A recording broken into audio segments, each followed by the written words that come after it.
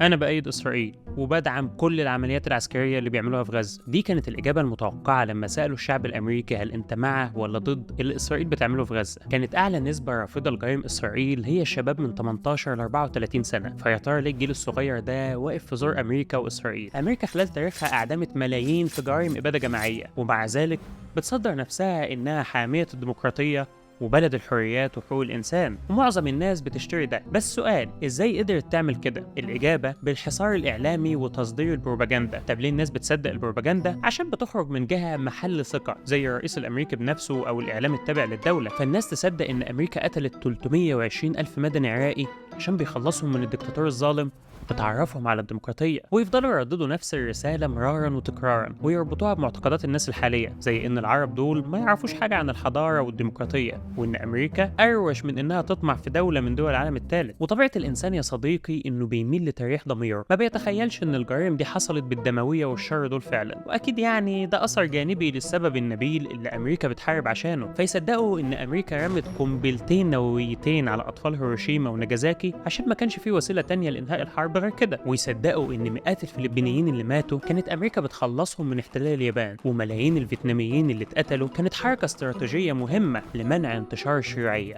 وهكذا. فهمت الدنيا ماشية ازاي؟ قوة البروباجندا خلت الجزء الاعظم من الامريكان والغرب عايشين في اكاذيب، لحد ما الحكومات طلع لها شوكة في زورها اسمها جيل الالفية وجيل زد. جيل الالفية دول اللي دلوقتي في اواخر العشرينات والثلاثينات، وجيل زد اللي اتولدوا بعد 96. السياسيين اتعودوا يتكلموا لغة الكبار بيفهموها ويصدقوها. 60% من مستخدمين التيك توك عمرهم بين 16 ل 24 سنة، و26% عمرهم بين 25 ل 44 سنة. وفي أسبوع واحد بس من الأحداث الأخيرة الفيديوهات الداعمة لإسرائيل اتشافت 64 مليون مشاهدة، بينما داعمي فلسطين اتشافوا 285 مليون مشاهدة. في أمريكا ودول تانية هاشتاج ستاند وذ فلسطين تضاعف أكتر من 4 أضعاف هاشتاج ستاند وذ إسرائيل، وده خلى كبار خبراء التكنولوجيا اليهود يجتمعوا برئيس التيك توك لأنهم خايفين من تحيز التيك توك لفلسطين. بصراحة شغل عيال خالص. اجمدوا بقى، ده انتوا كيان عيوطة قوي. تخيل ان جيل الألفية الأمريكي هو أول جيل في التاريخ يتعاطف مع الفلسطينيين أكتر من إسرائيل. يليهم جيل زد. في بريطانيا الأشخاص اللي عمرهم من 18 ل 34 سنة أكتر دعما لفلسطين، وده العكس تماما مع اللي بتتراوح أعمارهم بين 55 ل 75 سنة اللي معظمهم بيدعم إسرائيل. أول حاجة فكرت فيها بعد ما قريت الإحصائيات دي إنها رسالة لكل المتصهينين